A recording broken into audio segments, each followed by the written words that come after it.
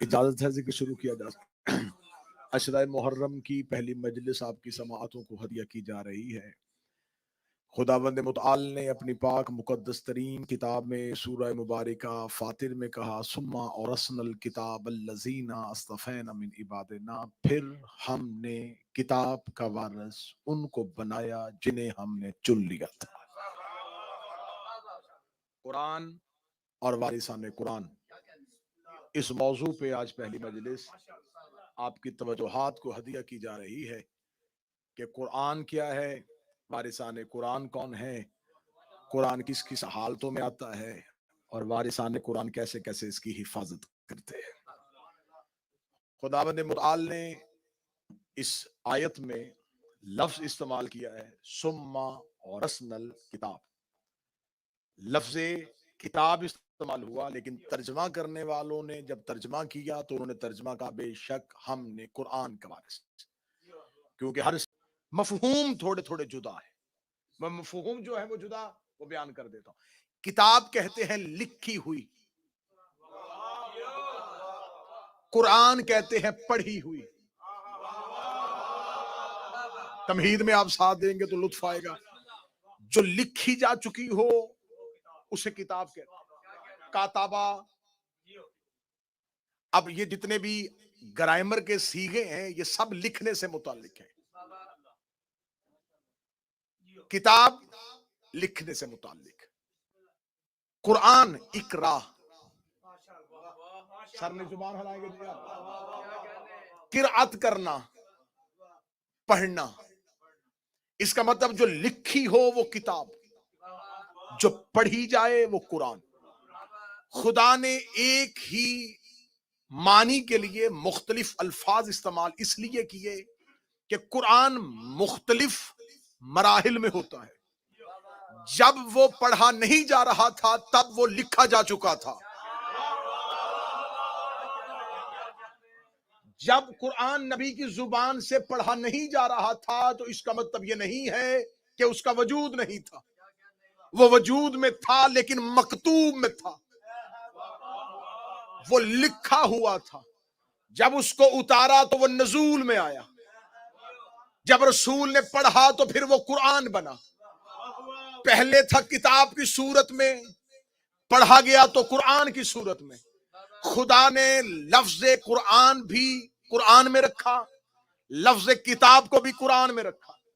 لفظ قرآن قرآن کے اندر 70 مرتبہ آیا، لفظ قرآن کے اندر لفظ کتاب 256 مرتبہ آیا۔ زیادہ کثرت سے اللہ نے کتاب کا لفظ استعمال کیا، کیونکہ جب مخلوق میں آیا پھر قرآن بنا۔ جب مخلوق کے ہاتھ میں نہیں تھا کتاب تھی، تو خدا نے 70 مرتبہ قرآن میں اس لفظ کو قرآن کہا، 256 مرتبہ کتاب کہا۔ یہ 256 اور 70 کا فرق یہ ہے کہ تھوڑا عرصہ پڑھا گیا اس لیے تھوڑی بار ذکر ہوا،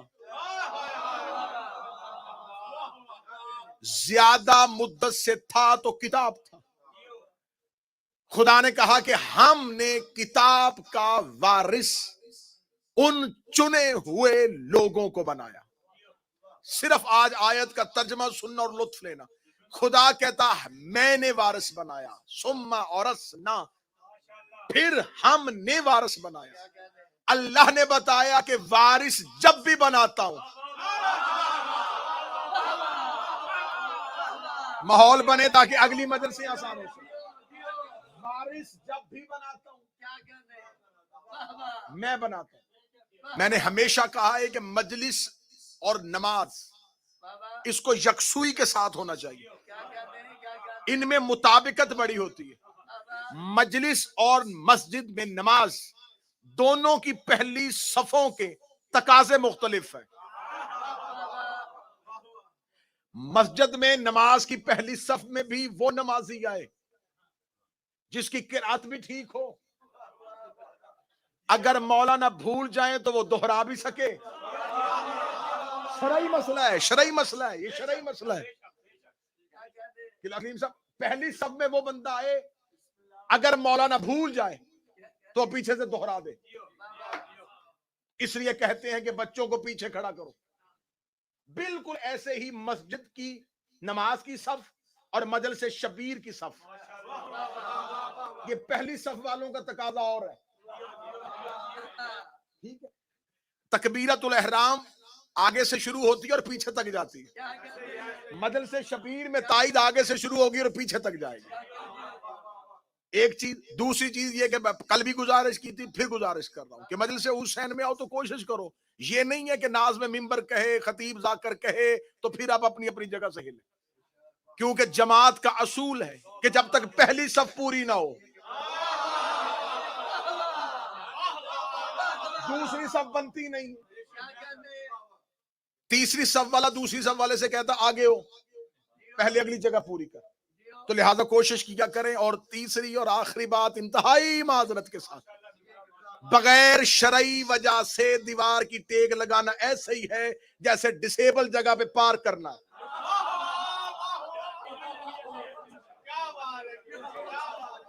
اس سے اچھی اور بہتر مثال میں نہیں دے سکتا۔ بالکل جن کی شرعی مجبوری ہے ان کے لیے بالکل یہ ہے کہ وہ شرعی عذر ہے وہ ٹیک لگائے، ضعیف ہے ٹیک لگائے۔ اب رزاق بھی اگر ٹیک لگائے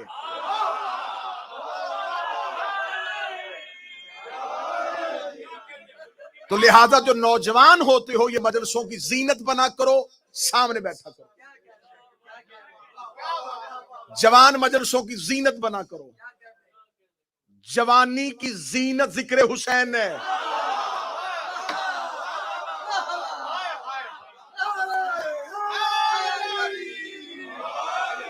بری ہوتی ہیں وہ زبانیں جو دوستوں کی محفل میں بولیں اور علی کے ذکر میں نہ بولیں۔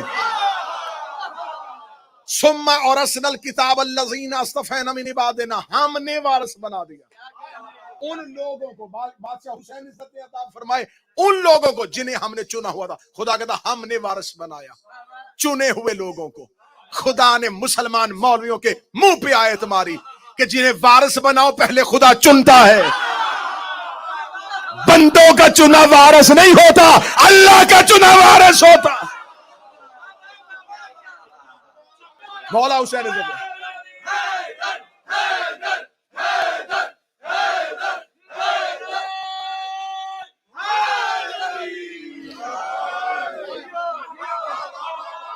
خدا چنتا ہے، پہلے مصطفیٰ کرتا ہے پھر وارث بناتا ہے۔ خدا نے کہا میں وارث بناتا ہوں، میں وارث بناتا ہوں۔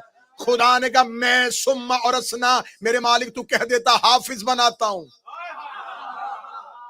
تو کہہ دیتا میں قاری بناتا ہوں، تو کہہ دیتا میں مالک بناتا ہوں۔ خدا نے لفظ وارث استعمال کیا، وارث ورثہ میراث، وارث ورثہ میراث۔ خدا نے کہا میں وارث بناتا ہوں۔ اس بندے کے گلے میں آیت پھندا بن گئی جس نے کہا تھا محمد نہ وارث بنتا ہے نہ بناتا۔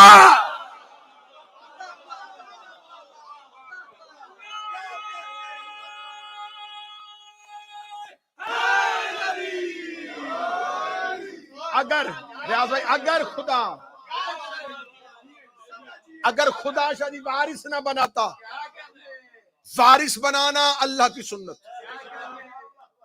خدا نے کہا میں وارث بناتا ہوں، میں وارث بناتا ہوں، بسم اللہ، ان لوگوں کو جنہیں میں نے مصطفیٰ کیا۔ کس کا وارث بناتا ہوں؟ کتاب کا۔ جب قرآن نہیں تھی تو کتاب کے وارث تھے۔ آسمان سے کتنی کتابیں نازل ہوئی جی؟ چار کتابیں آسمان سے نازل ہوئی۔ جناب داؤد پہ زبور، موسیٰ پہ تورات اور عیسیٰ پہ انجیل، وہ چاروں کتابیں قرآن سمیت آج بھی دنیا میں موجود ہیں۔ لیکن ہر مسلمان کا یہ عقیدہ ہے تین اصل حالت میں نہیں، چوتھی اصل حالت میں۔ وہ جتنی بھی کتابیں ہمارے رسول سے پہلے نازل ہوئیں وہ لکھی ہوئی ہاتھوں پہ آئیں۔ حضرت موسیٰ کے دور پہ لوح اترتی تھی، ایک نور کی تختی ہوتی تھی جس پہ اللہ حکم لکھتا تھا، موسیٰ پہ اتار دے، موسیٰ اسے پڑھتا تھا، سنا دیتا تھا۔ صحیفے بھی اترتے تھے. کتابیں اور ہوتی ہیں, صحیفے اور ہوتے ہیں. میں اپنے بچوں کو آسان مثال دیتا ہوں, کتاب اور صحیفے کی حیثیت بالکل ایسی ہے جیسے کتاب اور صفحے کی ہوتی ہے. صحیفہ, صفحہ, اسے یاد رکھنا. جو انبیاء کو خدا وقتی احکامات دیتا ہے وہ صحیفوں میں دیتا ہے, جو مسلسل احکامات دیتا ہے وہ کتاب میں دیتا ہے. خدا نے انبیاء پہ, ہر نبی پہ صحیفے بھی اترتے تھے, لیکن یہ کتابیں جو انبیاء پہ اتاری خدا نے ان کے ہاتھوں پہ اتاری, ہاتھوں پہ اتاری. اہل زبان, اردو ادب کے ساتھ تعلق رکھنے والے جو لوگ ہوں گے حسن بھائی, یا جتنے بھی احباب زبان اردو سے تعلق رکھتے ہیں, وہ اگلے جملے پہ مجھے داد دے دیں گے. جو کتاب ہاتھوں پہ آئی وہ امت کے ہاتھ لگ گئی. بادشاہ حسین جو کتابیں ہاتھوں میں آئیں وہ امت کے ہاتھ لگ گئی. اس لیے آج نہ توریت اپنی اصل حالت میں, نہ انجیل, نہ زبور. آج مسلمان, شیعہ, سنی, اہل حدیث, حنفی, دیوبندی, شافعی, مالکی, حنبلی, نقشبندی, سب کا متفقہ ترین فیصلہ ہے یہ تین کتابیں اپنی اصلی حالت میں نہیں ہیں. یہودی کہہ رہے ہیں ہماری توریت کو مانو, عیسائی کہہ رہے ہیں ہماری انجیل کو مانو, لیکن مسلمان مولوی چیخ چیخ کے کہتے ہیں ہم نہیں مان سکتے, ہماری مجبوری ہے کیونکہ تم نے اللہ کی بنائی ہوئی کتاب کو بدل دیا تھا, اللہ کی بنائی ہوئی کتاب کو بدل دیا تھا, تم نے اللہ کی اتاری ہوئی کتاب کو بدل دیا تھا. مجھے اس بندے کا چہرہ دیکھنا ہے جو اتنی محنت کے بعد بھی نہ بولے تم نے اللہ کی بنائی ہوئی کتاب کو بدل دیا. اس کا مطلب سارے مولوی مان گئے جو اللہ کا بنایا ہوا بدل دے وہ گمراہ ہو جاتا ہے, جو اللہ کا بنایا ہوا بدل دے وہ گمراہ ہو جاتا ہے. اگر یہ مان گئے تو آپ بتاؤ غدیر میں اللہ کا بنایا سقیفے میں بدلا کیوں تھا؟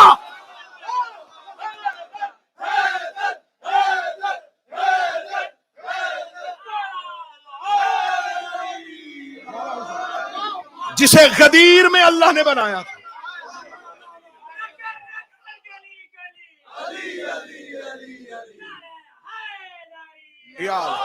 جسے غدیر میں اللہ نے بنایا تھا اسے تم نے سقیفہ میں بدلا کیوں؟ اگر اللہ کا بنایا ہوا بدلنے سے لوگ گمراہ ہو جاتے ہیں. انہوں نے بھی 3 دفعہ بدلے.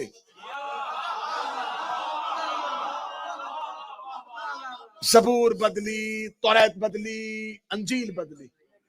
قرآن چاہ کے بھی بدل نہیں سکے. 3 بدل گئیں, چوتھا نہیں بدلا.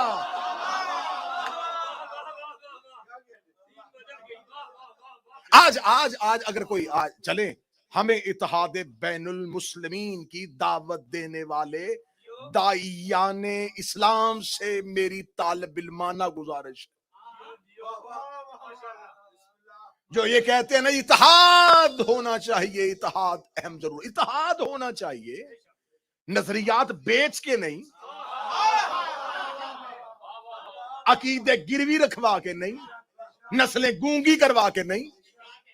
اتحاد بین المسلمین تو پھر تم پہلے انسانیت کا اتحاد کرو.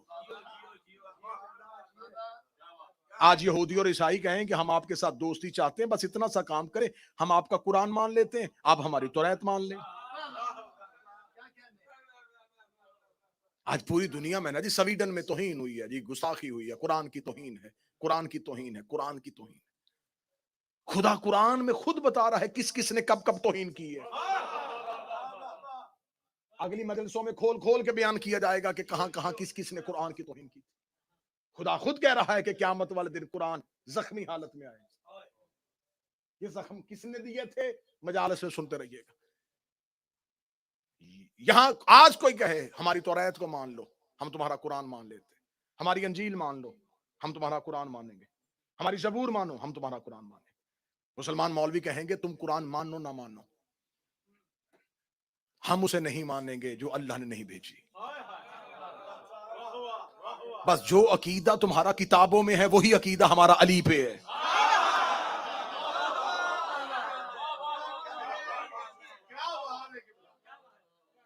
ثم اورثنا الکتاب الذین اصطفینا من عبادنا, ہم نے وارث بنا دیا کتاب کا ان لوگوں کو جنہیں ہم نے مصطفیٰ کیا.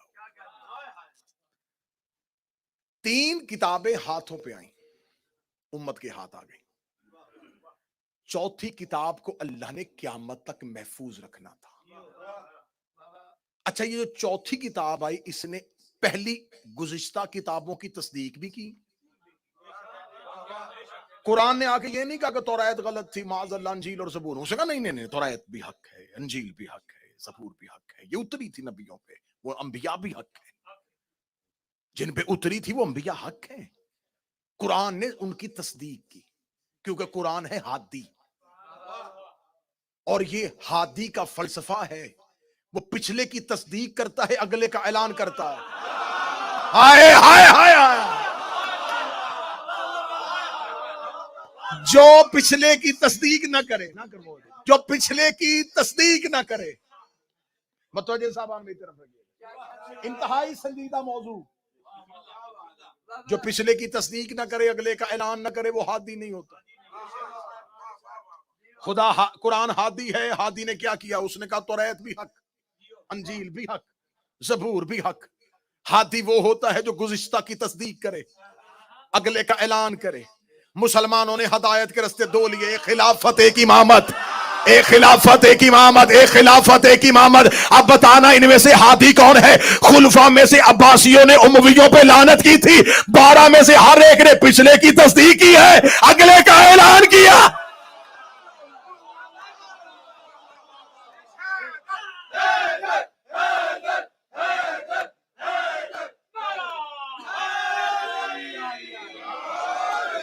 ہم نے، مولا حسین عزت عطا فرمائے،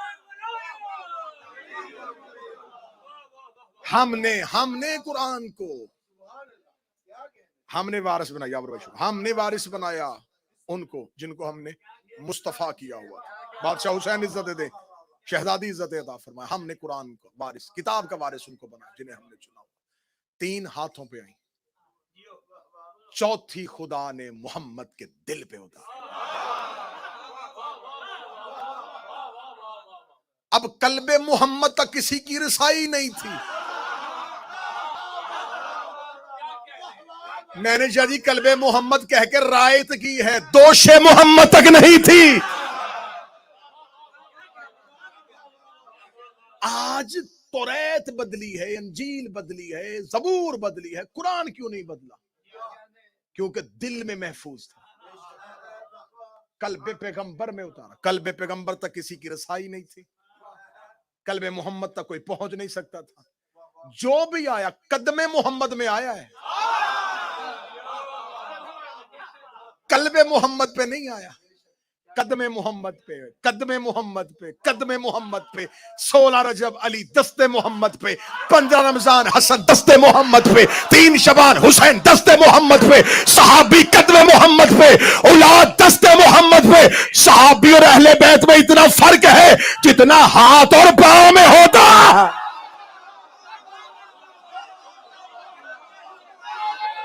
مولا حسین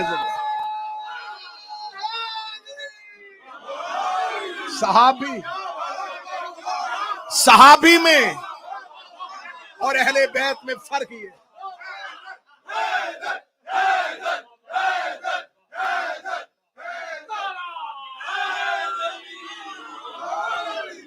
جتنا قدم اور مولا حسین جتنا ہاتھوں میں، بسم اللہ ہوتا ہے، جتنا ہاتھ اور پاؤں میں ہوتا ہے،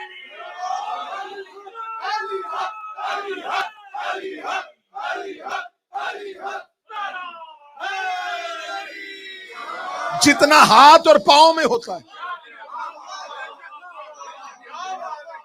قدموں میں غلام ہوتے ہیں، ہاتھوں میں اولاد ہوتی ہے. ہم نے قرآن کو مصطفیٰ کے قلب پہ اتارا، قلب محمد پہ نازل کیا. اور خدا نے پھر قلب محمد کی وسعت بتائی، کتنا وسیع اور قوی ہے میرے محمد کا قلب.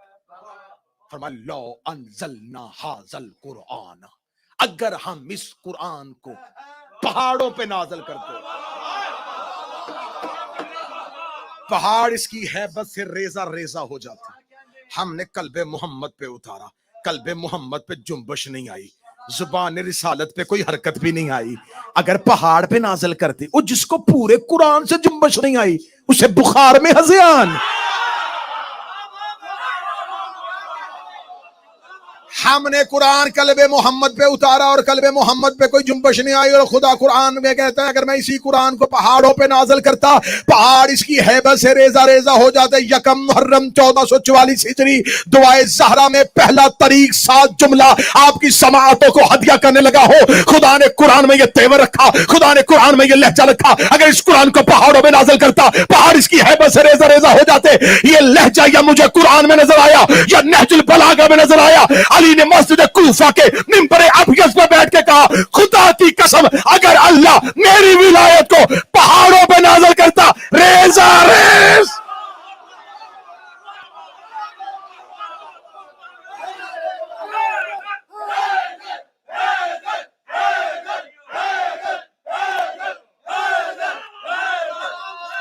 بسم اللہ.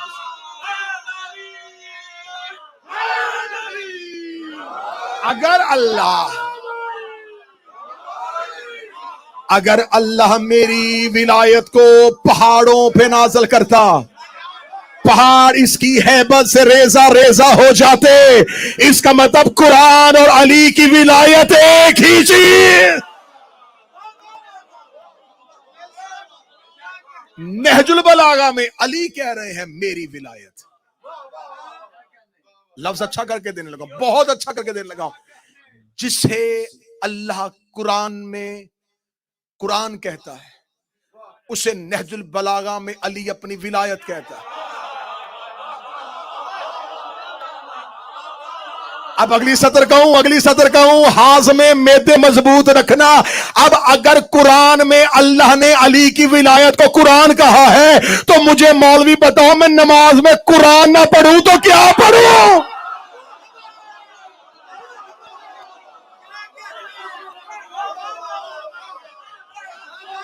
اگر ہم اسے پہاڑوں پہ نازل کرتے، پہاڑ اس کی ہیبت سے ریزہ ریزہ ہو جاتے.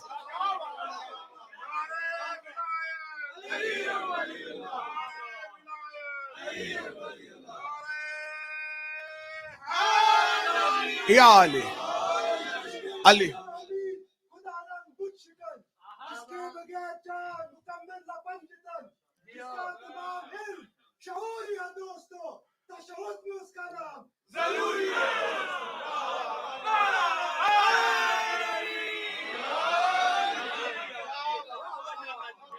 ہم نے قرآن نبی کے قلب پہ اتارا، دل مصطفیٰ پہ اترا.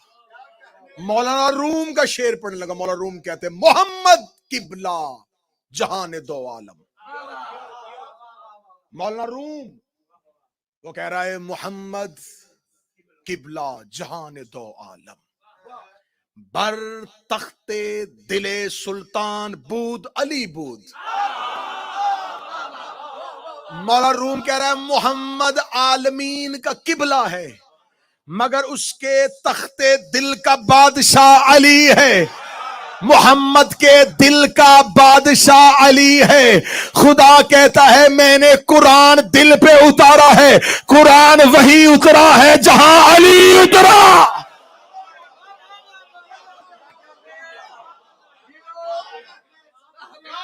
صحیح بخاری باب مناقب سیدہ، صحیح بخاری میں ہے حدیث، رسول نے فرمایا الفاطمۃ قلبی، زہرا میرا دل ہے. خدا کہتا میں نے قرآن دل پہ اتارا ہے. ہم نے قرآن کو مصطفیٰ کے دل پہ نازل کیا. اب قلب تک رسائی نہیں تھی، قلوب تک پہنچ نہیں سکتے تھے. ہم نے قرآن کو قلب محمد میں محفوظ کر لیا ہے. اب یہ آئے گا عقل والوں کی سمجھ میں. پورے قرآن کی بائے بسم اللہ سے لے کے سین والناس تک ایک آیت مولوی بتائیں جس میں خدا نے کہا، قرآن میں کہا ہو اسے حفظ کرو. افلا یتدبرون، اس میں تدبر کرو.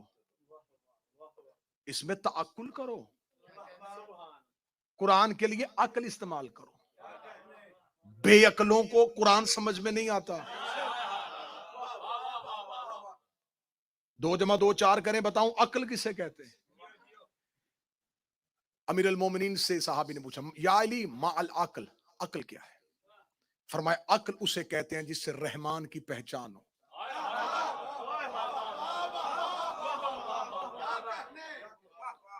اسے کہا مولا اس کا مطلب جو بھی رحمان کو پہچانے وہ صاحب عقل ہے. فرمایا میں نے رب کو ماننے کا نہیں کہا، رحمان کو پہچانے. وہیں بیٹھے ہوئے شخص نے کہا مولا وہ جو آپ کا دشمن شام میں نہیں بیٹھا اس کے بارے میں لوگ بڑا کہتے ہیں کہ وہ بڑا عقل مند ہے. فرمایا عقل کی 2 قسمیں ہیں. ایک عقل وہ ہے جو رحمان کا پتہ دیتی ہے، ایک عقل وہ ہے جو شیطان کا پتہ دیتی ہے. جو علی سے دور ہو کے عقل استعمال کرے وہ شیطانیت ہے، رحمانیت نہیں ہے. رسول سے ایک صحابی نے آگے پوچھا، رسول مسجد نبی بیٹھے تھے، اس نے کہا یا رسول اللہ اللہ نے سب سے پہلے کسے خلق کیا؟ فرمایا اولو ما خلق اللہ العقل، اللہ نے سب سے پہلے عقل کو خلق کیا. تھوڑی دیر بعد ایک دوسرا شخص ہے، اس نے کہا یا رسول اللہ اللہ نے سب سے پہلے کیا چیز بنائی تھی؟ فرمایا اولو ما خلق اللہ القلم، اللہ نے سب سے پہلے قلم کو خلق کیا.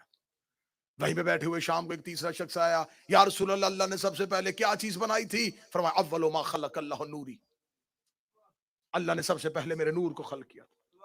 ایک ایسا بندہ بیٹھا تھا جس نے تینوں کے سوال سنے تھے. اس نے کہا یا رسول اللہ جان کی امان پاؤں تو ایک عرض کروں، میں صبح سے بارگاہ رسالت میں حاضر ہوں. پہلا شخص آیا تھا، آپ نے کہا اللہ نے عقل کو خلق کیا، دوسرے کو کہا قلم کو خلق کیا، آپ اس کو کہا نور کو خلق کیا، تو میرے یا رسول اللہ اللہ نے سب سے پہلے خلق کیا کسے تھا؟ رسول کے چہرے پہ تبسم آیا. فرمایا تو کیا سمجھتا ہے یہ تینوں علیحدہ علیحدہ ہیں؟ عقل بھی ہم ہیں، قلم بھی ہم ہیں، نور بھی ہم ہیں. اب میں بڑا خوبصورت جملہ یہیں پہ الہام ہو گیا تو میں یہیں پہ دینے لگا. کتنا بڑا بادشاہ تھا وہ جس نے اسلام آنے سے پہلے ہی بیٹے کا نام عقیل رکھ دیا تھا. ہائے ہائے ہائے، کیا کمال بادشاہ تھا وہ. عقیل کہتے ہیں صاحب عقل کو. حضرت ابو طالب کے 4 بیٹے، اسلام نہیں آیا. پہلا بیٹا طالب. کس دور میں ابو طالب نام رکھ رہا ہے؟ جب لوگ جانوروں کے ناموں پہ نام رکھتے تھے. عرب کے لوگوں کے پاس تو نام تھے ہی نہیں. پہاڑوں کے نام پہ، بتوں کے نام پہ. گھر سے باہر نکلنا گری ہوئی چیز کو دیکھنا بیٹے کا نام رکھ دینا. کیا کیا نام بتاؤں، کیسے کیسے غلیظ جانوروں کے ناموں پہ نام تھے. میرے سامنے وہ آج وہ تختی نہیں ہے جس پہ لکھا ہوا یہ نام نہیں لینے، بس جتنے وہ لکھے ہوئے تھے ان سب پہ نام تھے.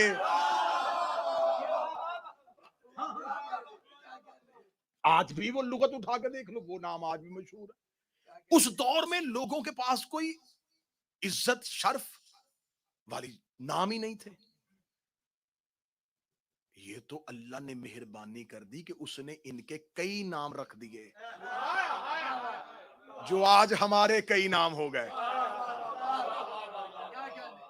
اگر یہ سارے ہی محمد ہوتے، ان کے نام اتنے رکھ دیے، ان کے القابات اتنے اتار دیے. آج زمانے میں جتنے نام پھیلے ہوئے ہیں یہ 14 کا صدقہ ہے. اس مجمع میں سے ایک ایک بندہ کھڑا کروں گا، ایک ایک نام 14 کا صدقہ نکلے گا. اس دور میں کیا تھا؟ اس دور میں نام ہی نہیں تھے، عزت شرف والی جگہ ہی نہیں تھی. تو وہ جانوروں کے ناموں پہ، بتوں کے ناموں پہ، پہاڑوں کے ناموں پہ. اس دور میں ابو طالب نے پہلے بیٹے کا نام طالب رکھا. آپ اس دور میں نہ سمجھیے گا، وہ دور جہاں جانوروں کے ناموں پہ نام، بتوں کے ناموں پہ نام، پہاڑوں کے ناموں پہ نام. ابو طالب نے رکھا طالب. عربوں میں نام رکھا تھا، عربوں میں. عرب طالب کا معنی سمجھتے تھے. اگر کوئی طالب ہو تو اس کا مطلوب ضروری ہے. ہائے ہائے ہائے، تو ماحول بنے نا، پتا چلے. پھر ابو طالب نے دوسرے بیٹے کا نام، طالب کے بعد عقیل، عقل والا، صاحب عقل، مالک عقل. جتنا بولو گے میں جملہ بہتر سے بہتر مانی، عقل بانٹنے والا.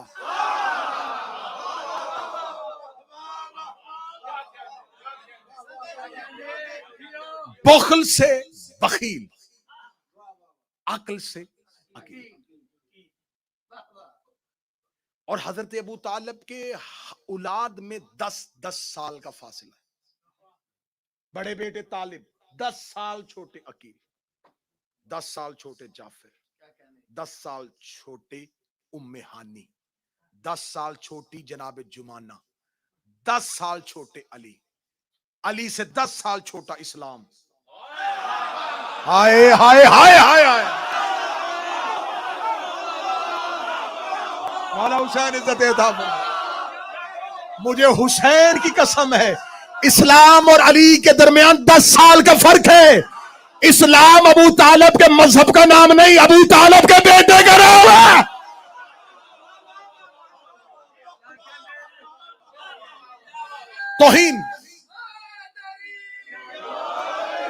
توہین سمجھتا ہوں میں ممبر پہ ایمان ابو طالب پڑھنا. ایمان اس کا پڑھا جاتا ہے جس کا کفر ثابت ہو. ہر مکتب کے ہاں یہ حدیث موجود ہے کہ نبی نے فرمایا بیٹا باپ کا جزو ہوتا ہے. اولاد کی تکلیف اس لیے ہوتی ہے کہ اولاد جز ہے.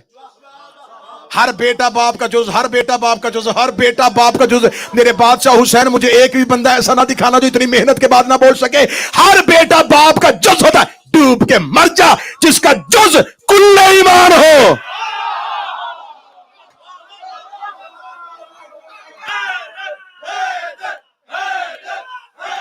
مولا حسین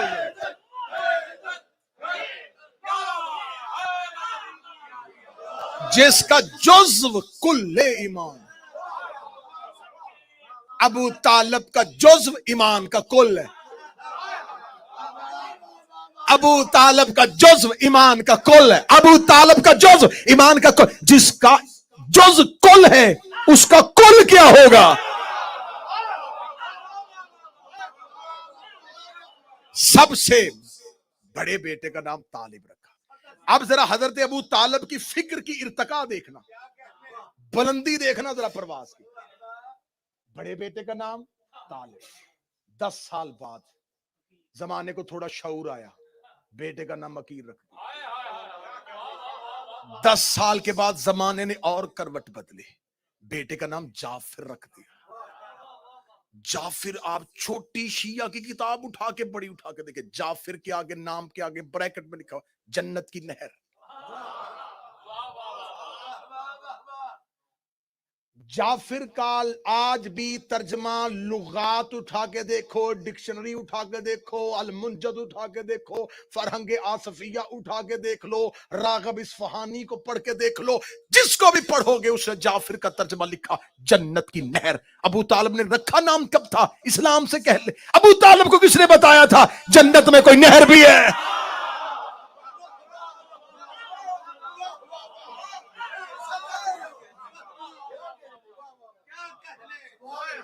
بھئی اگر میں زندگی میں کبھی یو کے آیا ہی نہیں تو مجھے کیا پتا لیوٹن کہاں ہے، نارتھ ہیمپٹن کہاں ہے، برمنگم کہاں ہے، مانچسٹر کہاں ہے.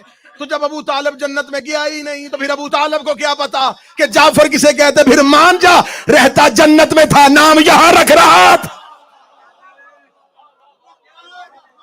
طالب 10 سال کے بعد عقیل، 10 سال کے بعد جعفر. طالب عقیل جعفر، طالب عقیل جعفر، طالب عقیل جعفر. ابو طالب لوگوں کو اپنی فکر کی پرواز سکھا رہا تھا. ابو طالب نے بڑے بیٹے کا نام طالب رکھا جس کا کوئی مطلوب ہو، پھر عقیل رکھا جو عقل کا مالک ہو، پھر جعفر رکھا جو جنت کی نہر ہو. اگلا بیٹا آیا ابو طالب نے نام ہی اللہ کے نام پہ رکھ دیا.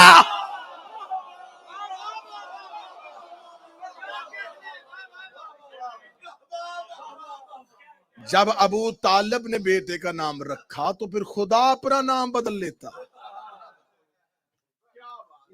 اللہ کے نام پہ نام رکھا علی. اس نے کہا وَهُوَ عَلِيُّ الْعَظِيمُ, میں بھی عظیم علی ہوں, میں بھی علی ہوں. ہم کبھی ممبر سے علی بڑھاتے نہیں, وہ علی ہی کیا جسے بڑھایا جائے. بڑھے ہوئے کو علی کہتے ہیں.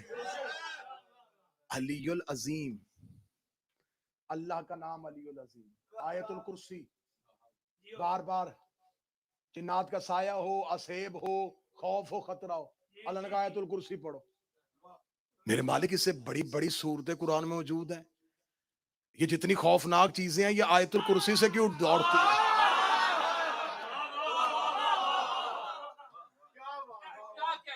30% مجمع بولا ہے, 70% ابھی بھی چپ ہے. یہاں سے لے کے وہ ظفر بھائی تک داد جائے گی تو پھر اگلا جملہ کہنے کا مزہ آئے گا. شیطان کل ہو اللہ کہنے سے نہیں بڑھتا, لا حول ولا قوت الا باللہ العلی العظیم. اس کا مطلب جب بھی علی کا نام لو شیطان بھاگ جاتا.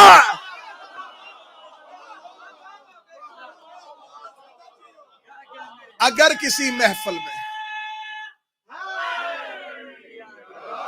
اگر کسی محفل میں علی پڑھو اور کوئی اٹھ کے چلا جائے, اسے واپس نہ لانا. سمجھ لینا کہ بڑے میاں بھیس بدل کے آئے تھے. نہیں برداشت ہوتا آج بھی شیطان سے علی کی فضیلت. بس یہیں سے گفتگو کا کل متصل کریں گے. دین پہ احسان ہے تو ابو طالب کا, ابو طالب کے بیٹوں کا, ابو طالب کی بیٹیوں کا. فضائل مختصر, جتنا حصہ فضائل کو دوں گا اتنا ہی مصائب کو دوں گا, کیونکہ محرم مقصد ہے رونا. میں نے کبھی کوشش نہیں کی کہ میں فضائل طویل پڑھوں اور مصائب مختصر پڑھوں. فضائل پہ داد خطیب کی بھوک ہے, مصائب میں آنسو زہرا کی حسرت ہے.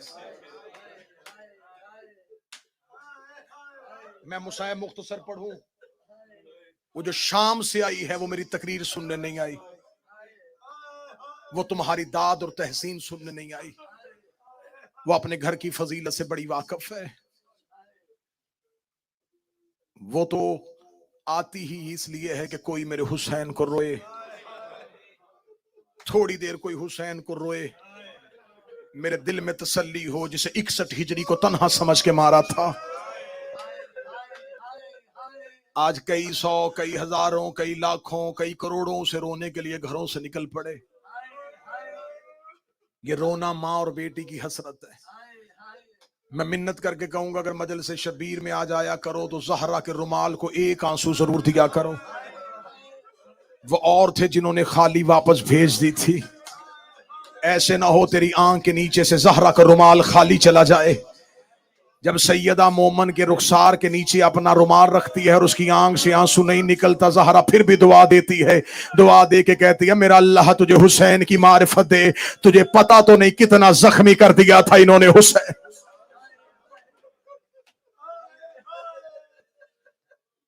محرم کا چاند, فضائیں سوگوار. امیر المومنین کو رسول نے کہا تھا یا علی میرے بعد میری امت چاند پہ اتفاق نہیں کرے گی, یہ چاند پہ کبھی بھی اکٹھے نہیں ہوں گے. ظہور کی علامات میں سے ایک علامت یہ بھی ہے, جلدی آئے ان دکھی گھروں کا مالک تاکہ آ کے بند دروازے کھولے. اکبر کے سر پہ صحرا ہو, قاسم کی شادی ہو, جوان ہوا اصغر تخت پہ بیٹھے, میرے 12ویں کی شاہی آئے. صدا تو غیر صدا سے معافی مانگ کے جملہ کہوں گا. میں نے کل پڑھ دیا تھا کہ محرم کا چاند علی کی بیٹیوں اور علی کے بیٹوں نے کہاں دیکھا. آج ہے یکم محرم, آج پڑھا جائے گا حسین کا مدینے سے نکلنا. بڑا مشکل ہوتا ہے شریفوں کے لیے وطن چھوڑنا, اور وطن بھی وہ جہاں ماں کی قبر ہو, جہاں نانا کی قبر ہو. گھر میں بہنوں کے درمیان بیٹھے تھے میرے شہنشاہ, جب خبر ہوئی کہ ولید ملعون نے دربار میں بلایا ہے, دربار کا نام آنا تھا، حسین اپنی جگہ سے اٹھے، حسین نے باب علی والا امامہ سر پہ رکھا، ماں کی شکل والی بہن سامنے کھڑی ہو کے ہاتھ جوڑ کے کہتی میرا درباروں سے اعتماد اٹھ گیا ہے۔ میں نے جملہ تیری ہائے کے لیے کہا تھا، تو نے سمجھا ہی نہیں۔ عالیہ رو کے کہتی حسین میرا درباروں سے اعتبار اٹھ گیا ہے۔ اگلی سطر پہ اب ہائے کہہ دینا جو رہ گئے ہو۔ زینب رو کے کہتی جب سے ماں دربار سے خالی واپس آئی ہے، حسین اب کوئی دربار جانے کا کہے میرا دل گھبرانا شروع ہو جاتا ہے۔ حسین اگر دربار میں جانا تو اکیلے نہ جانا، بنی ہاشم کا نرغہ ساتھ لینا۔ علی کی بیٹی نے آواز دی بلاؤ اکبر، بلاؤ قاسم، بلاؤ مسلم، بلاؤ سجاد، بلاؤ غازی، بلاؤ محمد بن حنفیہ، سارے ہاشمی گھیرے میں لے کے جاؤ علی کے چاند کو۔ بنی ہاشم کے جوان ہاتھوں سے تلواریں بلند کی ہوئی، مدینے کی گلیوں میں آگے آگے حسین، پیچھے پیچھے بنی ہاشم۔ مدینے کی گلیوں میں ایک سکتہ طاری ہوا، آج بنی ہاشم اس انداز سے آ رہے تھے۔ حسین بنی ہاشم کے نرغے میں، بنی ہاشم کے گھیرے میں، ایک جیسے قد علی کے بیٹوں کی، ایک جیسی داڑیاں علی کے بیٹوں کی۔ مدینے کی گلی میں نکلنے سے پہلے زینب دروازے پہ رو کر رک جاؤ، میں تمہارا کوئی صدقہ دے کے بھیجوں، مدینے میں تمہیں کسی کی نظر نہ لگ جائے ہو میرے علی کے جوان بیٹو۔ حسین چلتے چلتے دربار ولید کے دروازے پہ آئے، ولید کے دربار کے دروازے پہ آنا تھا۔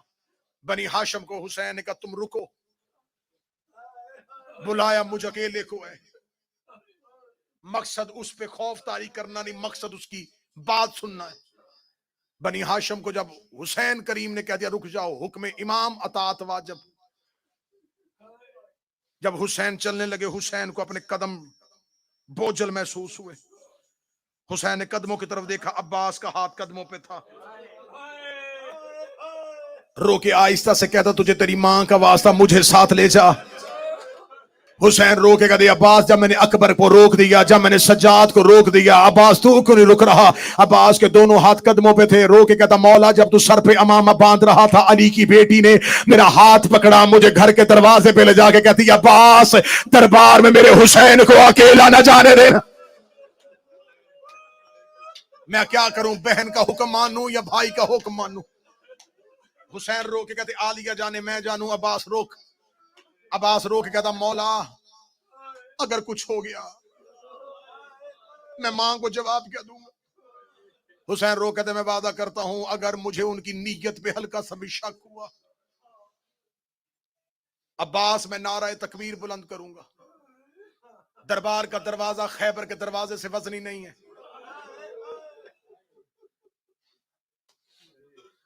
حسین نے تسلی دی کہ اگر کچھ ہوا عباس میں تجھے بلاؤں گا۔ حسین دربار میں داخل ہوئے،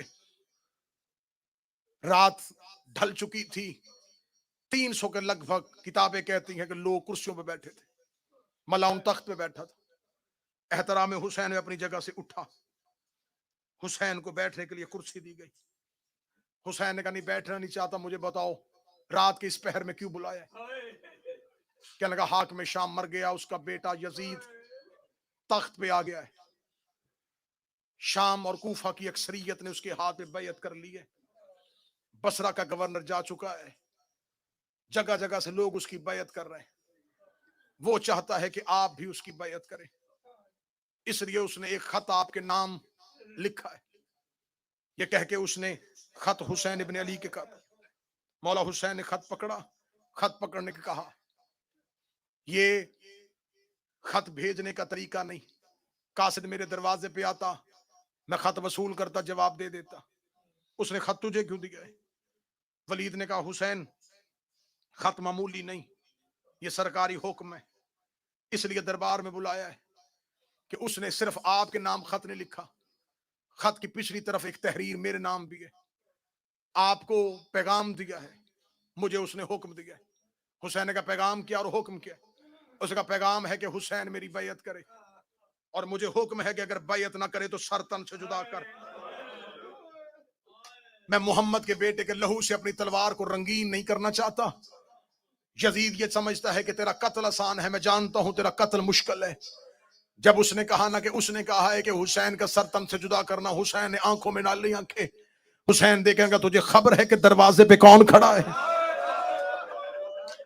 اگر میری زبان سے نعرہ تکبیر تکبیر کی رے مکمل نہیں ہوئی تھی، یا ولید کے دربار کا دروازہ باب خیبر کی طرح ہوا میں اڑنا شروع ہوا، علی کا شیر بیٹا عباس اس جلال سے اندر داخل ہوا، حسین نے عباس کے سینے پہ ہاتھ رکھا، عباس کو روکتے روکتے امامت کو 4 قدم پیچھے جانا پڑا۔ حسین رو کے کہتے عباس میں امام بن کے کہہ رہا ہوں رک جا۔ چہرے پہ علی والی جلالت، آنکھوں میں خون، تلوار علم کیے ہوئے۔ درباریوں نے کرسیاں چھوڑی، دیواروں کے ساتھ جا کے لگے۔ ولید ملعون تک سے نیچے اترا، عباس نے تلوار کی نوک کا اشارہ کیا، ان میں سے وہ بندہ بتا جس نے تیرے سر کا نام لیا ہے۔ حسین نے عباس کے کاندھے پہ ہاتھ رکھا، حسین نے کہا عباس حوصلہ، عباس حوصلہ، عباس حوصلہ۔ یہ جملہ کہنے کے بعد حسین نے ولید سے کہا اسے لکھ دے شام میں وہ اور وقت تھا جب تم نے حسن کے جنازے پہ تیر مار دیے اور میں نے بڑی مشکل سے روکا ہوا تھا عباس کو۔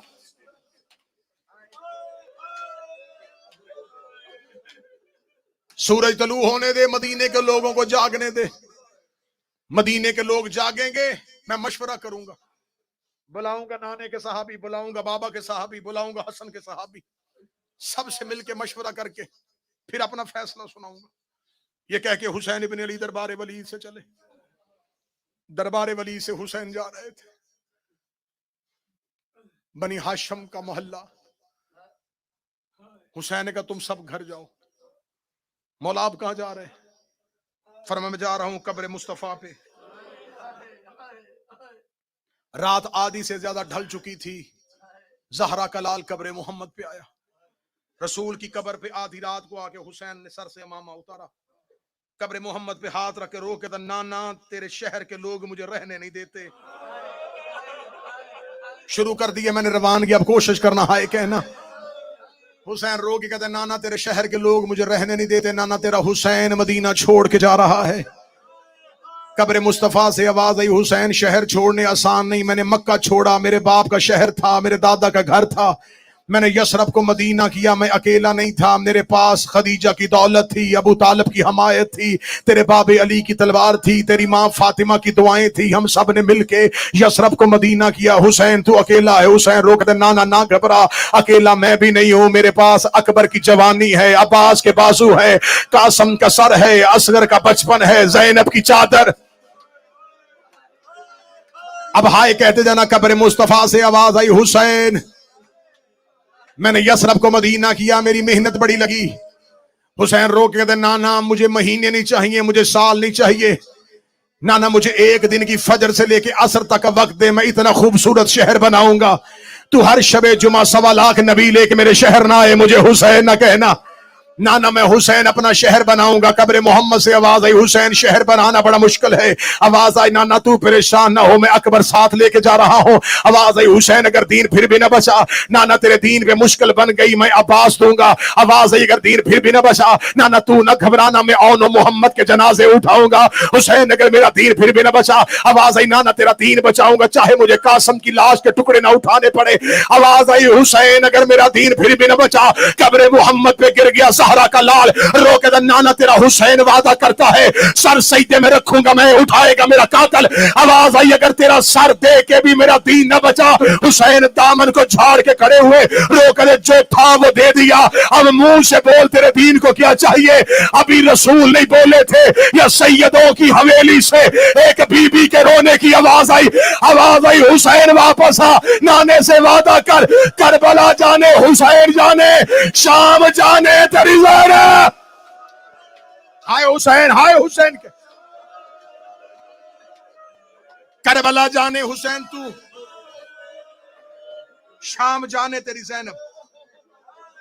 بس میں بڑی جلدی کر رہا ہوں کہ میں روانگی مکمل کروں، کل پڑھیں گے ورود کربلا، آج ہے حسین کا وطن چھوڑنا۔ رات آدھی سے زیادہ ڈھل گئی، حسین قبر مصطفیٰ سے گھر آئے، دروازہ کھولا، دروازہ وزنی محسوس ہوا، دروازہ کھولا، سامنے ماں کی شکل والی بہن کھڑی تھی۔ اگلی سطر پوری رات رونے کے لیے کافی ہے۔ عالیہ حسین کا ماتھا چوم کے کہتی بتا رویا کیوں تھا؟ اللہ تمہارے بھائیوں کی جوانیاں سلامت رکھے. جس کے بھائی ہیں ان کے لیے جملہ پڑھنے لگا ہوں. جب عالیہ نے کہا حسین رویا کیوں تھا, حسین چیخ مار کے کہتا مشکل میں مرے بھائی یاد آ جاتے ہیں, مجھے میرا حسن یاد آ رہا ہے, آج میرا حسن ہوتا. عالیہ نے گلے میں باہیں ڈالی. روکے گا نا گھبرا میرا حسین, تیرا حسن میں, تیرا بابا میں, تیری ماں میں. حسین کسی کو دکھ نہ بتانا, حسین تیرے دکھ میں سنا, حسین تیرا ساتھ میں نے دینا ہے. مدینہ سو رہا تھا, بہن نے بھائی کا ہاتھ تھاما, اپنے حجرے میں لے گئے, اپنے حجرے میں بٹھا کے مصلی پہ سجدے والی جگہ پہ حسین کو بٹھایا. سامنے بیٹھ کے کہتے حسین بتا مشکل کیا ہے. حسین رو کے کہتے عالیہ دین پہ مشکل بن گئی ہے, باب علی کی ولایت پہ حملہ ہو گیا ہے, گھر چھوڑنا پڑے گا. رو کے کہتی حسین تیرے ساتھ نکلوں گی, حسین میں تیرے ساتھ جاؤں گی. حسین رو کہتے عالیہ مشکل بڑی ہے. حسین مشکل کیا ہے؟ عالیہ محاذ دو ہے, میں اکیلا. حسین کون سے محاذ ہیں؟ حسین رو کہتے کربلا, شام. جس نے بیعت مانگی ہے وہ شام بیٹھا ہے, رستہ انہوں نے میرا روکنا ہے کربلا میں. میں کربلا سو گیا, شام فتح نہیں ہوگی. میں شام چلا گیا, نانے کا کربلا والا وعدہ پورا نہیں ہوگا. میں اس لیے رکا تھا کہ تم سانس لے لو تاکہ اگلی سطر میں تمہاری ہائے بقیہ تک چلی جائے. زینب رو کے کہتی ہے حسین مجھے آہستگی سے بتا ان میں آسان محاذ کون سا ہے, مشکل محاذ کون سا ہے. حسین رو کے کہتے زینب شام کے لوگ بڑے کمینے ہیں. رو کے کہتی حسین کربلا تو سو جانا, شام جانے, تیری پردہ دار بہن جانے. اجرکم اللہ. ہائے ہائے, یہ ہائے اونچی آواز میں کہنے والوں پہ محمد کی بیٹی رحم کرے. عالیہ تمہیں کسی کا محتاج نہ کرے. سیدہ تیری ہائے اپنی بارگاہ میں قبول کر. حسین ایسے کر, کربلا تو رہنا, شام میں جاؤں گی. حسین رو کے کہتے زینب فوج ایک ہے, محاذ دو ہیں.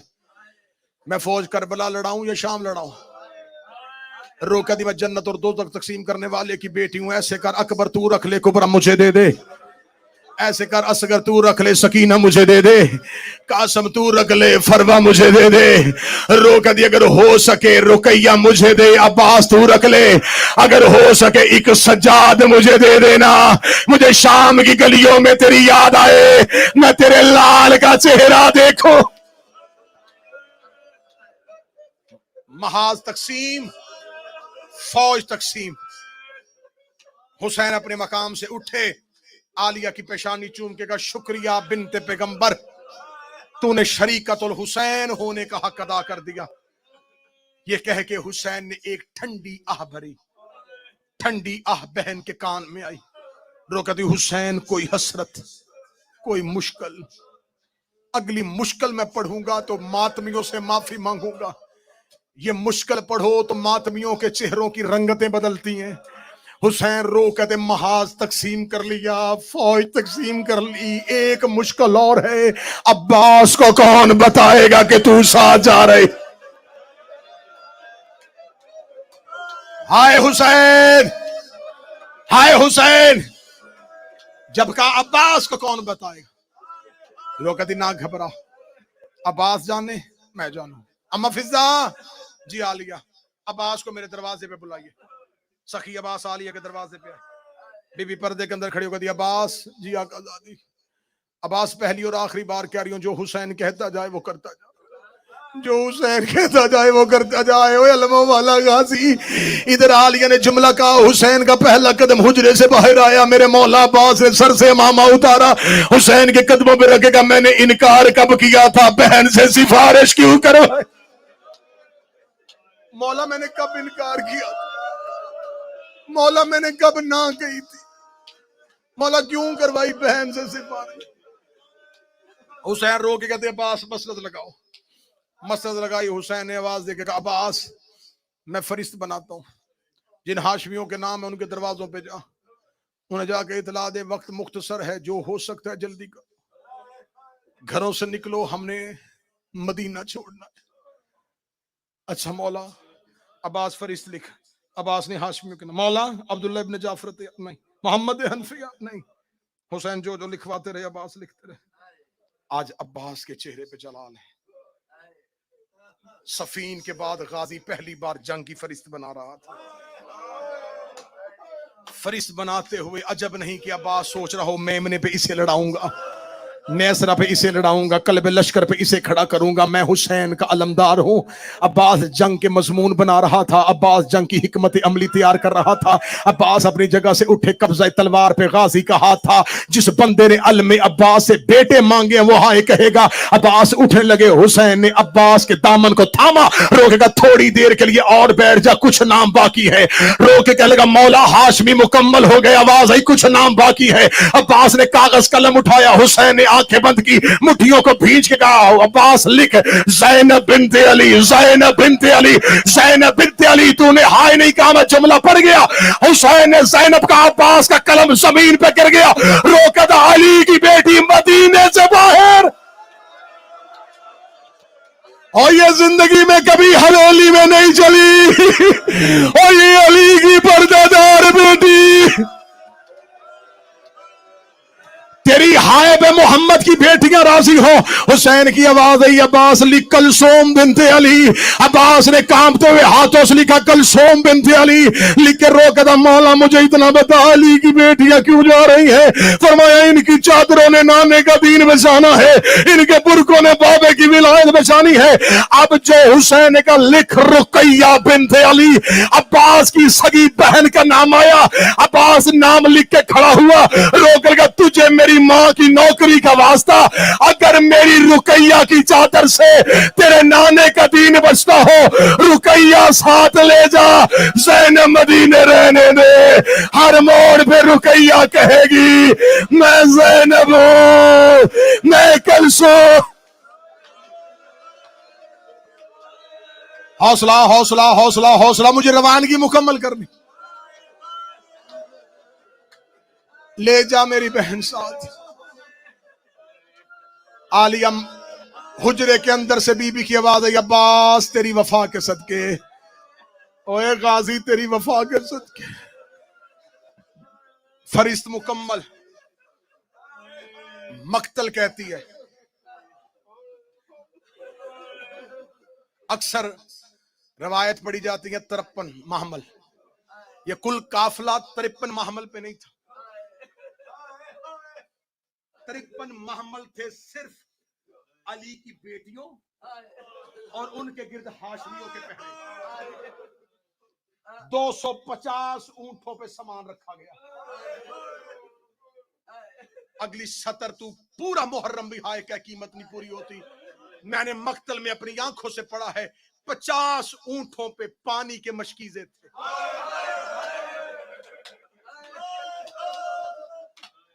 اب جس نے ہائے نہیں کہی مجھے بول کے بتاؤ، جو 50 اونٹوں پہ مشکیزیں رکھ کے گیا تھا، 10 محرم کہہ رہا تھا کوئی اصغر کو ایک گھونٹ پانی، کل پڑھوں گا یہ پانی خرچ کہاں ہوا تھا، کل پڑھوں گا کہ حسین نے سبیل پہلی لگائی کہاں پہ تھی۔ اونٹ آنا شروع ہوئے، ہر کوئی اونٹوں پہ بیٹھ، سامان لگ گئے۔ بڑا لمبا مضمون ہے، 3 دن چاہیے روانگی پڑھنے کے لیے، لیکن موضوع کی ترتیب یہ ہے کہ ہمیں کل ورود کربلا پڑھنا ہے، اس لیے روانگی کے خاص خاصی سے آج ہی پڑھوں گا، ورنہ جتنے ودا ہیں 10 دن بھی ہوں تو میں 2 گھنٹے بھی حسین کا مدینے سے نکلنا پڑھوں تو نہیں پڑھ سکتا۔ اونٹ سج گئے، پردے لٹکا دیے گئے، اماریاں بن گئیں، گھوڑے گلی کے دائیں اور بائیں، ان گھوڑوں کے درمیان اونٹ، اونٹوں پہ اماریاں، دروازے پہ حسین، گلی میں عباس، اونٹوں کے قریب اکبر و قاسم و محمد۔ حسین ایک مرتبہ صحن میں جاتے، ایک ایک پردہ دار کو حسین ساتھ لیتے، جو ہی پردہ دار دروازے پہ آتی اکبر کی ماں کو اکبر کے حوالے کیا. میں تو صدا سے ڈر کے قاسم کی ماں کو قاسم کے حوالے کیا. شہزادی رباب کو حسین خود چھوڑنے کے لیے آئے. ایک ایک مستور محمل میں بیٹھ رہی تھی, ایک ایک مستور محمل میں بیٹھ رہی تھی. جب اصغر کی ماں حویلی سے جانے لگی, صغرا پیچھے پیچھے چلی.